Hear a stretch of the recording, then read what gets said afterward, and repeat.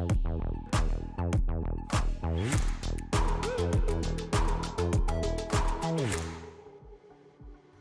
to the Rainmaker Podcast with your host, Gui Costin. The goal of this podcast is to give listeners a unique look into sales strategies from top industry executives. We introduce you to the heads of sales and heads of distribution who will help you understand the inner workings of the successful sales organizations from philosophy to execution. This podcast is essential for sales professionals seeking wisdom from the best in the field. If you're not familiar with Dakota and their Dakota Rainmaker content, please check out dakota.com to learn more about their services. This episode is brought to you by Dakota Marketplace. Are you tired of constantly jumping between multiple databases and channels to find the right investment opportunities? Introducing Dakota Marketplace, the comprehensive institutional and intermediary database built by fundraisers for fundraisers. With Dakota Marketplace, you'll have access to all channels and asset classes in one place, saving you time and streamlining your fundraising process. Say goodbye to the frustration of searching through multiple databases, websites, Form ADVs, and say hello to a seamless and efficient fundraising experience. Sign up now and see the difference Dakota Marketplace can make for you. Visit dakota.com/Dakota-Marketplace today.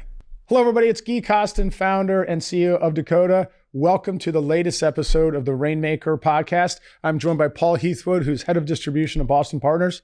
Paul, welcome. Thank you. Great to be here. Mr. Heathwood is the head of North American Investor Relations and Distribution for Boston Partners. In this role, he oversees the firm's distribution efforts in North America. He has held a number of other roles at the firm, including product manager for alternative investments, intermediary sales, institutional sales, client service, and consultant relations. Previous to his sales and client responsibilities, Mr. Heathwood spent 5 years on the investment team as an equity trader. He was also a founding partner of Boston Partners Asset Management upon its inception in 1995. Mr. Heathwood began his investment career in 1993 as an equity trader with the Boston company Asset Management. Mr. Heathwood holds a BA degree in economics from the University of Colorado at Boulder and holds the Chartered Financial Analyst designation.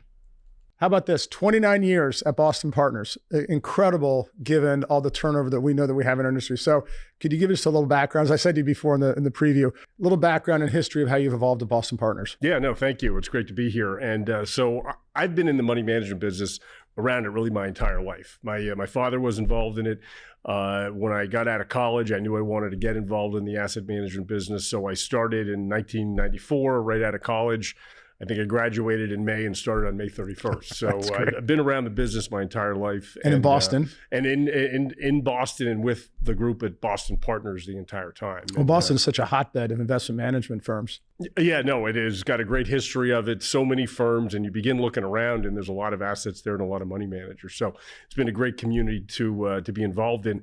And actually, I've been in Boston for part of it, but I was in California for a piece of it, and I've been in New York the last 20 years or so. Oh, yeah. So in New York, last 20 years. Great. Yeah.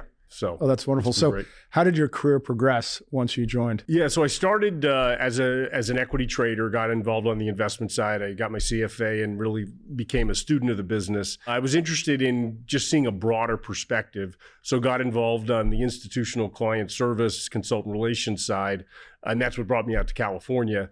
And then got involved more in product management and sales management over the last 20 years, and that brought me back to New York. Gotcha. Again, all with Boston Partners, the same organization. Yeah. So just give us a sense of I would love to hear just the high level products. So what are your main strategies you guys market? Yeah. So we have really one approach. It's all value equity. It's about a dozen different strategies. It's in the U.S. large cap, all cap, mid cap, and small cap. We do global, international, and emerging markets. And we also have several long short strategies as well that we principally offer in mutual funds. Okay, so you were talking about your 14-person team. So tell us how you're structured and where the focus is of the team. My team covers Canada and the United States, and we're covering both the institutional intermediary marketplace. And the way we have it, we have about 7 people on the institutional side, 7 people on the intermediary side. And we have folks organized into what we call pods. So on the institutional side, we have a Taft-Hartley and public fund pod. We have a corporate and endowment and foundation pod and a consultant pod. And then on the intermediary side, we have what we call key accounts, which are the large national accounts. We do banks and RIAs. And then we have a new burgeoning group that's going to be calling on the wirehouses, where we have earned a lot of placements from that national account group. That's great. And this group, the pods, have their own their own little ecosystem that they all operate within, both on the sales and service side, and then they work within the bigger channel as well. Great. So I'm going to ask you about sales process and kind of your philosophy of sales.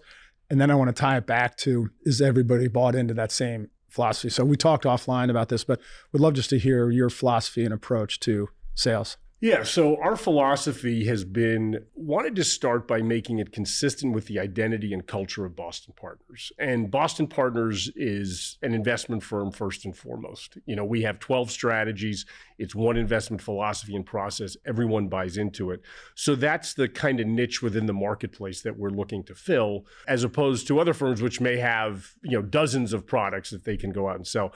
And that allows us to really become an extension of the investment side. So our sales efforts are really extensions of the investment efforts. And I think that is a bit of a differentiated message that we can go into our clients with, where the salespeople can really know more about the portfolios, can go a bit deeper. And that's just going to be a little bit different than a firm that has, dozens of strategies, which just has an implication. So we very much want to be an extension of the investment team, but we also haven't forgotten what our primary purpose is, and that's stealing your thunder. Yeah, I love it. Yeah. Know who to call, know what to say, and follow up. So those are really the lifeblood of what we do, is trying to get in front of people, get in front of the allocators that are looking for what we have, which is in the value space, which thankfully anyone who's investing in equities is going to have some kind of exposure to value. So that means we can go after a broad array with a narrow set of products. So we talked a little bit earlier, but give me your reaction to when we talk about shortcuts and magic bullets and stuff like that, that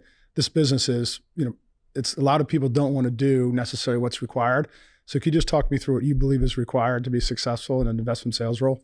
Yeah, I think the most important thing is being able to originate opportunities, being on the phones, becoming relevant to the many clients that you're going after. I mean, the money management business has no barriers to entry. It is chronically oversupplied. It's just competitive getting meetings, let alone trying to win business. So you need to be there constantly, and you just need over time to just raise your profile, have as many opportunities out there that you can respond to, because you never know when people are going to be interested in what you have.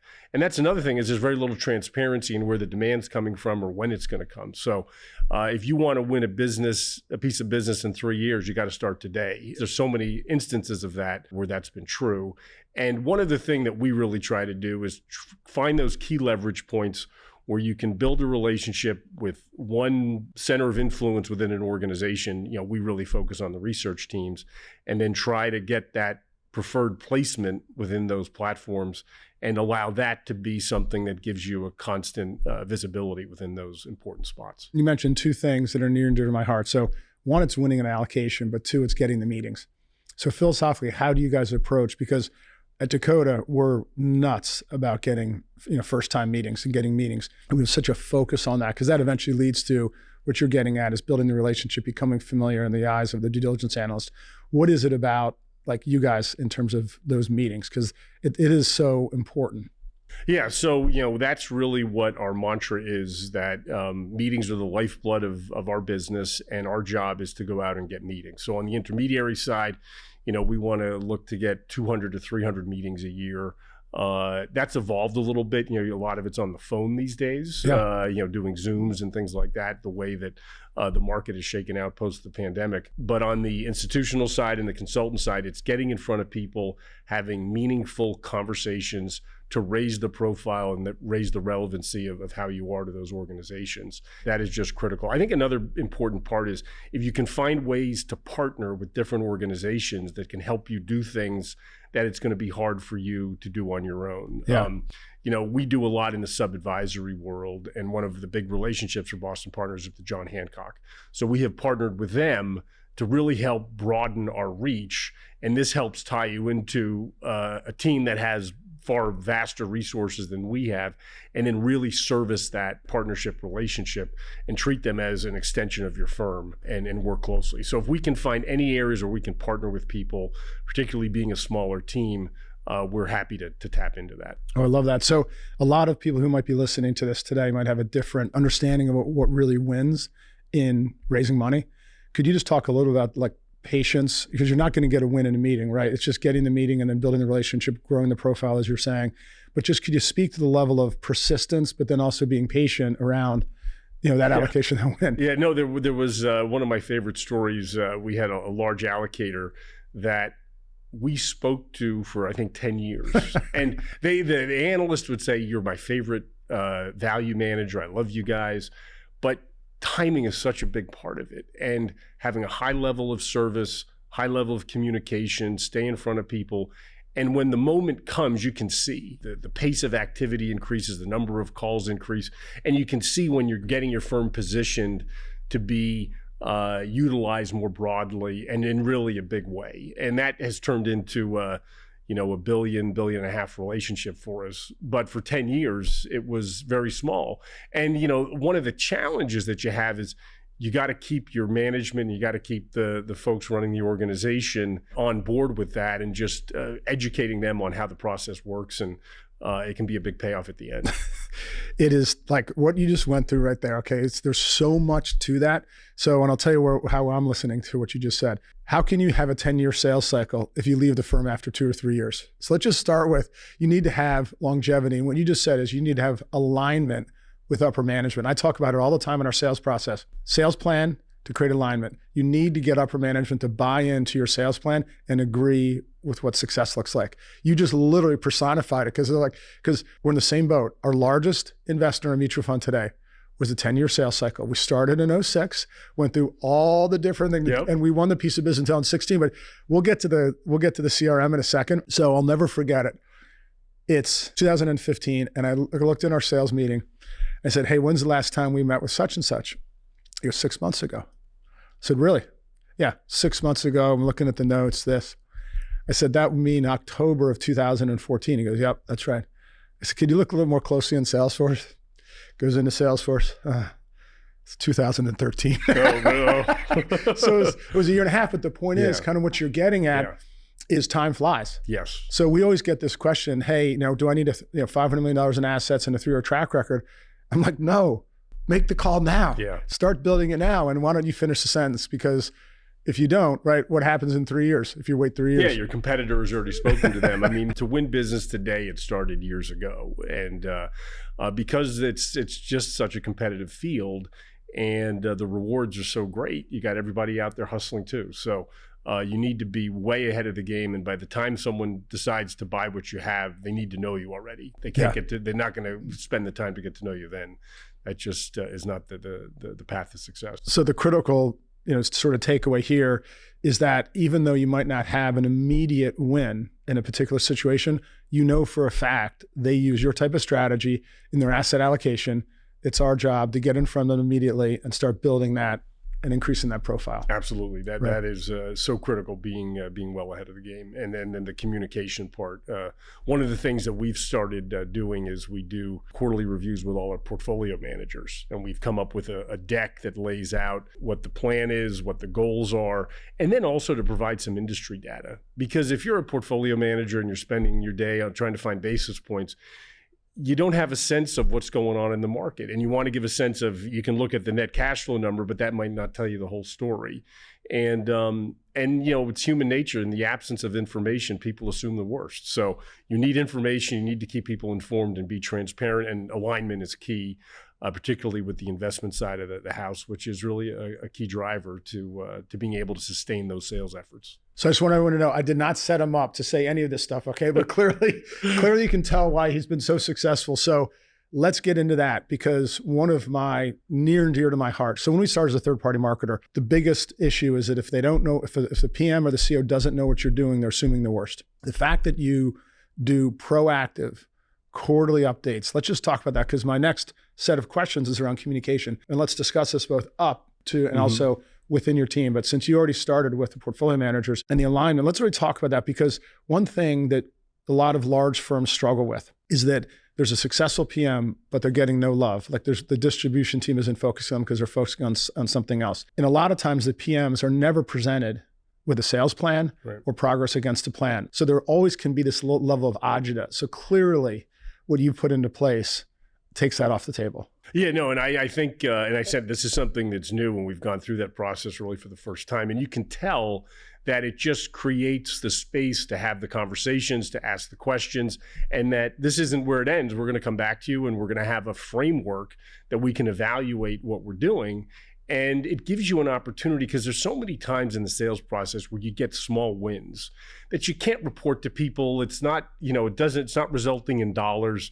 So people don't want to get the little, successes you have in any given day. But if you have an opportunity and you can use that as an occasion to talk about the progress you make, people can begin to see how the process works. So that level of transparency and communication, I think, is going to be very helpful in just maintaining that alignment. Does it blow you away how surprised they are when you actually inform them? They're like, wow, I never really knew any of this. This is so new. This is so great. Yeah, I feel it's informed. It's both on the what's going on in the market in terms of, is there any money flowing to what you do? And then also how competitive the performance landscape is. I mean, you can be having a very good year. You look relative to your benchmark and say, I'm 200 or 300 basis points ahead. And that's wonderful. And you might be in the top quartile, but if you sell large cap value, that makes you one of 30, one of 40. So it's still, still very competitive. And right. you see that when you get to the end of the process, where there's a final presentation and, you need more to be able to compete in just performance. It's got to be your process, your risk management, your people, how you convey what you do. That gets into the know what to say part of the story. Yeah, well, this creating alignment. So I'll tell you a story. This past year, we'd had a lot of success with one of our managers, right? And we love this firm. We've been in for forever. But one of the new PMs didn't quite, sort of know like what good looks like. So they simply said, hey, I think we should be raising more money in the mutual fund. So we simply did a run of the growth and assets of the mutual fund, and we were basically sixth in the category. Right. And you look at it and we're the only boutique, you know what I mean? Everyone else is a big brand. Yep. And it wasn't that person was doing anything wrong. It's just, it showed us that it's like, man, it is so important to reveal and peel back the onion to really show them where things stand. And once he heard that, he's like, oh, this is awesome. Yeah. Right. Yeah. No, I think that is a perfect way. Showing how you rank relative to the market you're in is critical. Right. And how can someone argue, hey, if there's 100 managers and I'm number 6, and maybe the absolute number isn't where you want it, that's the best, that's what one can expect. So you just need to be able to have expectations as to what's possible. And when you don't have that, people think, well, it should just be more. Right. And we're on this podcast, I've interviewed so many like really, really strong executives. What's consistent across the board is communication and transparency. Both, especially up and down, if you will. Right. And I'll get to the down part in a second, not so much down, but amongst your team. Yeah. So any key takeaways from how you communicate progress, not just to the PMs, but to your executive team? Again, that's going to be, it's going to be with the executive team. It's a lot on the numbers, on the gross sales, net cash flow, and then the big metrics we look at are assets, revenues, and clients, and that's what we're measuring each quarter. That's what we're reporting in each quarter, and we always give context around all that. But those are going to be the metrics that we're measured on as we move forward. Now let's move to, again, one of my favorite things, because we do check-ins every day at 8:00 with our investment sales team, and so 5 days a week, just 10, 12 minutes, what's going on, what are you hearing and everything. So, and then we use Slack on the back channel, right, for anything, those types of communication, right. Then Salesforce. But we'll get to the CRM in a sec. Could you talk to me, and I'm really interested in the consistency and like, is it weekly, is it bi-weekly? How does your team communicate with one another? Then up to you to make sure everyone's in sync. Yeah, so it's weekly. So all those pods that I mentioned, they meet usually every Monday, and they will have, they'll go around the table and we'll talk about things they're working on. They'll talk about issues that they're facing. And we keep those groups small because they tend to be more interactive. You build a bit of a team and a bit of a rapport. And if it gets bigger, it just becomes one person talking, really reporting on news. Right. So we want to keep the team small. Someone will take notes of that meeting, and those notes will get passed around to everybody. So I'm receiving notes from all those different pods on every Monday call, so you can get a sense of what's going on. I myself am a bit of a player coach, so I sit within our intermediary pod, so I'm part of that call. And you can see it's a great opportunity to update people what you're doing, but also, hey, I faced this issue, or we have this thing we need to communicate. Let's talk about it. I really could bounce this idea off you. So having that, and I think it's a set meeting. Don't have an agenda so people don't feel like they need to do a ton of preparation. Right. It's the 30 minutes. And if it were 10 minutes, that'd be fine too. But let's just make sure we're constantly communicating and not having to do a lot of work to prepare for the meeting. Let's be prepared, but let's also just get on the phone and talk. And so we do that every week, and we document that, and that gets circulated. Well, that's great. And then how about the more sort of hardcore pipeline reviews, stuff like that? Does that, what kind of cadence is that? So we do have a weekly report of all the meeting activity for the week, but really we're doing quarterly pipeline reviews where the salesperson will come and they'll report on their assets, their revenues, their clients, pipeline, new business opportunities that's been won, and then things that we're working on. So we'll do quarterly reviews, and those are usually 30 to 45 minutes, and we do them right before the end of the calendar quarter, so you get a sense of what's happened and then what's going to be coming forward. Okay, so before we move on to the CRM, I'm going to throw a little zinger at you, okay? So let's talk about a person who's a single salesperson at a firm marketing one strategy. So they don't have a team, haven't put that infrastructure together yet. What would you recommend to one person? And what I'm getting at, I'm trying to unpack is, it's so important to have that discipline, right? But as a one-person salesperson, you can get away with not having that discipline. Right. What would you recommend to a single salesperson in terms of sort of creating infrastructure for themselves to keep themselves honest? Yeah, I think you really need to target your market properly, know your product, and know what market is going to be the key buyer of that product. Find the key leverage point and focus on that cohort of potential clients to go after.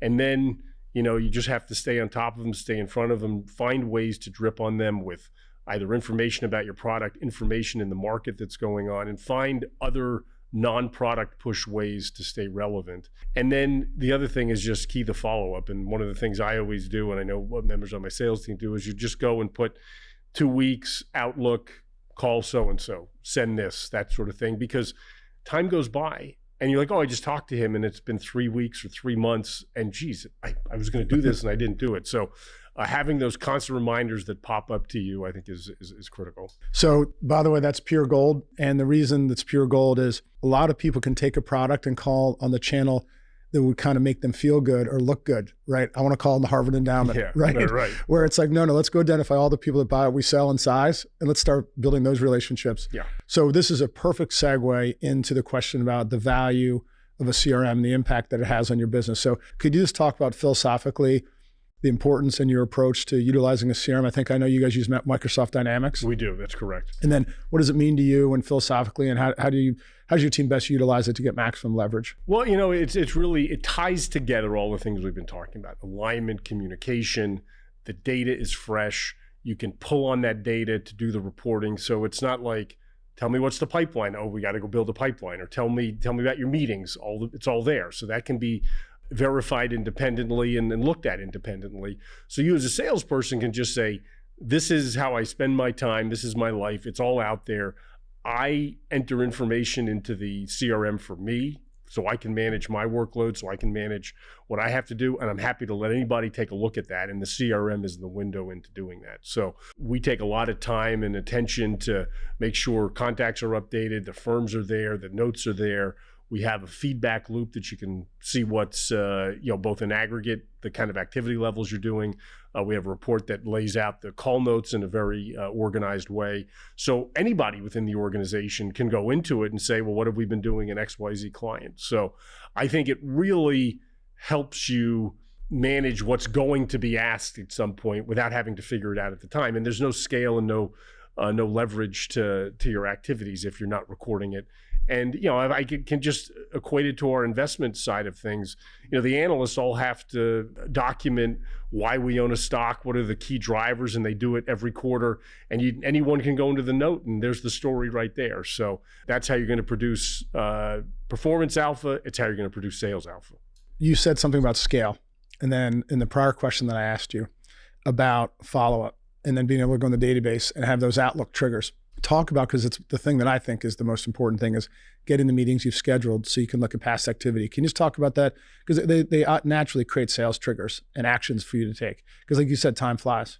You need to constantly be reminded, because you just get caught in the busyness of the day, and you get caught doing a lot of non-revenue producing, non-sales activities. And human nature is, there's always call avoidance and other things you'd love to dive into, because, sticking to the discipline, that's the hard part. So, you need to remind yourself of what your main purpose is on any given day, and don't let the activities of the day, the emails coming in, the other distractions move you away from the key job, which is getting meetings and progressing the sales effort. So having as many tools there, the CRM being a key one, to help just instill that discipline, that's critical.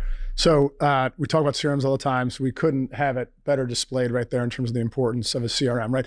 And not everybody buys into that philosophy, which is why I'm unpacking this. But as I've interviewed all these wonderful, incredible sales distribution leaders, everybody basically has the same philosophy and approach, is because it's one huge leverage point that a salesperson has. Yeah. Got it. So let's talk about culture Yep. and sales leadership. So I always think of culture should be more said how you treat people. And so can you talk about your sales leadership style and your philosophy? Sure. No, the culture is critical, and that's a big part of, I think, a differentiator for Boston Partners. We value on our investment side, but the culture is what keeps people at the organization, what attracts people to the organization. Our culture tends to be very clear. It's an investment-driven culture. It's very collegial and collaborative, and the belief that success on the sales side and other areas is going to require more than one individual acting individually. So you need to have everyone come together. From a leadership perspective, I have a bit of a lead by example type of approach. I have always maintained client coverage and out in the field trying to win business. I think that's important because the people who are working around you, they see that same thing, and you can really know what's going on. I think that's another trap when you become in sales management. You can be really removed from what clients are doing and what they're saying and what's going on in the market. And if your only knowledge is coming from the people out in the field, that's just limiting. So my approach has very much been lead by example, but also to have talented people that are properly incentivized, give them enough autonomy to go out and do their thing, and you hold them accountable, and you have clear metrics as to what you're looking for and a clear reporting cycle and feedback loop. And I think those weekly meetings, those quarterly updates, everybody knows what's coming around the quarter. They know the questions that are going to be asked, and if it's, hey, it's not going to be reflected in the sales numbers because people aren't buying what we have. And that's one of the challenges of being at a kind of a one-line product firm. There's just nothing selling or not selling as you'd like it to. So, okay, what else can we look at? What activity levels can we look at? What other metrics can we look at to make sure that the things we need to do to succeed down the line are in fact happening?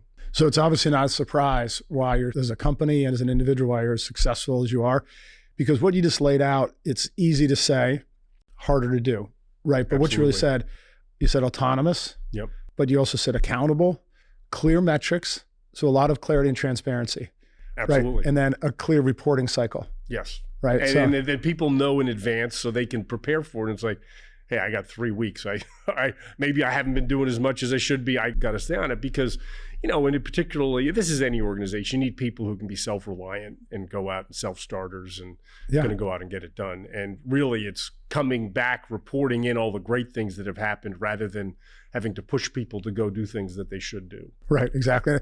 Yeah. Treating people like adults. Right, which is we all want to be treated like adults. Because I always say in our organization, I don't give motivational speeches because that's not really the role. I shouldn't have to do that. Right. Because you should be internally motivated, but I give an enormous amount of support and kindness. Absolutely. That's kind of, I think, the management part of my role is really sales enablement. And many of the conversations I'm having is, hey, we have this opportunity. How can I help you navigate the internal organization to help get this done? How, okay, we need to figure out how to follow up and how to, you get those situations. So that's where I will spend a good amount of my time as well. And that part I love. Yeah. So we call that, we have 14 core principles. We call that don't go cowboy. Mm-hmm. So, right. So it's like, well, if you come up with if you run into an opportunity, right? One guy did this to me. He joined our firm and 6 months in, walk us through what you're working on. And I was like, well, I'm working on this $900 million sub-advisor opportunity. And all of us, everyone's like, oh no, this is not going to be good. This is not going to be good. How long have you been working on that for? Oh, like 2 months. It's like, Exactly. Because the reason being is, you want to be able to tap into the collective knowledge of the group. Like, you don't know what everyone's been hearing, saying, this and that. So immediately when an opportunity comes up, we're like, no, chuck it into the middle of the table and let's get feedback so the team can help you. Yeah. And I can't think of a sales example where you didn't have multiple people involved helping you bring it in. And Right. there's this notion that I got to own it, and there's got to be accountability and ownership, but there's also got to be the belief that, hey, we're trying to land these big opportunities that don't come around that often. We need all hands to pull things forward. Yeah. So you got to be open to that. I love that. So this is a great segue into my final two questions. So the next question is, what advice would you give a young salesperson entering our industry? Yeah, I think it's, we talked a little bit about it. You got to try to avoid the distractions. There's a million distractions that come in on a day in and day out basis, but you really have to try to avoid them, and also realize the predilection of human beings to find things to keep themselves busy with that can be away from the core mission. So the mantra that meetings are the lifeblood of the business, and that our job is to originate meetings, and that's what's going to lead to where we're trying to go, which is to drive sales. And there's so many things that can prevent that from coming up in your day-to-day life. So you really got to avoid those distractions. Super powerful. So we call that focus what matters most internally. And the whole idea of someone called me and they said, hey, Gui, Mr. Costin, I'm interested in getting in the fundraising business. And I just said, okay, look, I'm just going to make it really simple for you. Okay. If you're going to be successful in this business, you have to come clean with, you are going to be half the time, you're going to be a professional meeting setter upper for the rest of your life. Yep. Okay? And get really comfortable with that. Okay. Because if you can't buy into that, the discipline that you just said, you're not going to be very successful. Yep. I said, ironically, the other side of the coin is you also have to be the most amazing storyteller and tell a very complex story and make it simple. So this master messenger concept. Yes, no, that's so true. Those are just key talents that one needs. Well, that's great advice for a young salesperson. So to close out, what are one or two of your biggest challenges you're facing right now from a distribution perspective? Yeah, I think the big challenge is, as an active manager, the demand side is certainly its challenge. You got so many competing interests with passive investing. You have a year like you had last year. It's seeing the demand come up and then keeping those interests and that communication aligned with the management within your organization. That's just critical to do. That helps you get through the ups and downs of the sales cycle. So, and particularly with our makeup, which is focused really around one vertical within the investing world, which is value equities. They're going to be lots of demand sometimes. There's going to be less demand. So it's maintaining that discipline, maintaining that effort, maintaining your team, and finding the ways to stay relevant with your clients, and then to keep the broad organization on board with everything. That's key. You're a man after my own heart, because being a long-only equity fundraiser for an entire career, I've been that way. Yep. You've been that way. Having that discipline to believe in that. You haven't gone to kind of the other sexier asset classes that a lot of people do, just staying disciplined to it. Congratulations. Yeah, it's one of the things that excites me, because I think being in the out of favor asset class means that the good days are in front of you. We're making sure that when that day comes, we're ready for it. Congrats to you on all your success and your company, Boston Partners. Thanks so much for being on. So insightful. We appreciate it so much. So that's a wrap. Paul, unbelievable. Boston Partners, thanks so much. Thank you. And we'll see you on the next episode of the Rainmaker Podcast. You can find this episode and others on Spotify, Apple, or your favorite podcast platform. We are also available on YouTube if you prefer to watch while you listen. If you would like to check up on past episodes, check out our website, dakota.com. Finally, if you like what you're hearing and seeing, please be sure to like, follow, and share these episodes. We welcome all your feedback as well. Thank you for investing your time with Dakota.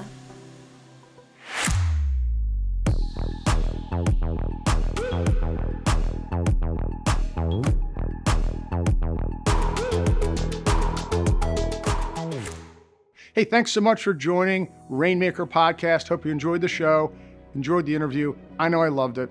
And hey, if you wake up in the morning and you raise money for an investment firm, you do cold outreach, whether you're a sales leader or salesperson, and you don't know about Dakota Marketplace, we would love to show it to you. It's world-class. It's used by over 880 investment firms and over 3,600 individual salespeople. To learn more, go to dakota.com and click on a free trial.